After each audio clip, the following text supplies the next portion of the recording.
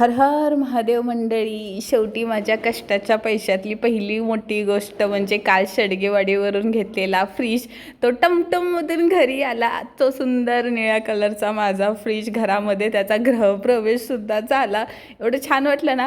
घरात पोरं बाळं सासू सासरे एवढे सगळेजण खुश होते ना. घरी आणल्यानंतर तो अजून सुंदर दिसत होता.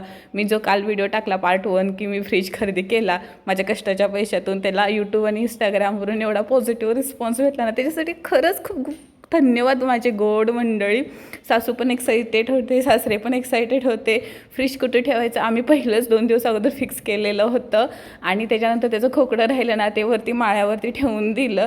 मला एवढं छान वाटत होता. म्हणजे मनात मला स्वतःवरती गर्व, माझ्यापेक्षा जास्त माझ्या कारभाऱ्यांना माझ्यावरती गर्व होता, प्राऊड होता की माझ्या बायकोने तिच्या स्वतःच्या पैशानं फ्रीज घेतला. आणि स्वामी तर दत्तगुरू माझ्या पाठीशी आहेच. मेन गुरुवारच्या दिवशी माझ्या घरी फ्रीज आलेला होता, पण झालं काय, त्याची वायर शॉर्ट होती म्हणून सासरे त्याचा बोर्ड तयार करून आणणार होते. म्हटलं जाऊ दे, गुरुवारच्या दिवशी आलाय घरी आणि माझ्या लक्ष्मीचं शुक्रवारच्या दिवशी उद्घाटन करायचं म्हणून त्याच्या ज्या काचा वगैरे होत्या त्या शुक्रवारी मी सगळ्या दुपारचं काम आवरल्यानंतर स्वच्छ करून काढला फ्रीज.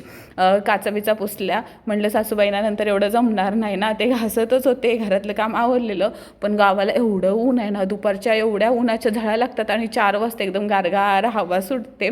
काम आवरलंच होतं तेवढ्यात माझ्या घरी पाहुणे आले. म्हणजे चुलत सासूबाई आणि त्यांची मुलगी म्हणजे चुलत नणंदसुद्धा माझ्या घरी आल्या आणि अजून त्यांच्याबरोबर सोबत कोणतरी तिचे दीर होते का होते मला माहीत नाही. आणि हे माझं पिल्लू आणि एक माझ्या जाऊबाईचं पिल्लू. ह्या लोकांची नुसती लुडबुड अशी मध्ये असते ना किचनमध्ये.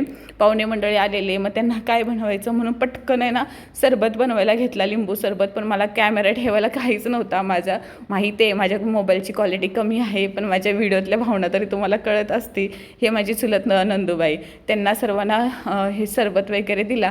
दुपारी कुठं गेली कळालंच नाही. सासूबाईंना म्हणलं की भर उन्हाचं नको पूजा करायला, संध्याकाळी 7 वाजता आपण छान मुहूर्तावर पूजा करूया. दिवाबत्ती केली आणि माझ्या सुंदर फ्रीजवरती स्वस्तिक काढलं. माझ्याकडे लक्ष्मी नसली म्हणून काय झालं, माझ्याकडे नारायण तर आहे ना. जिथं नारायण आहे माझा दक्षू तिथं तर लक्ष्मी असणारच.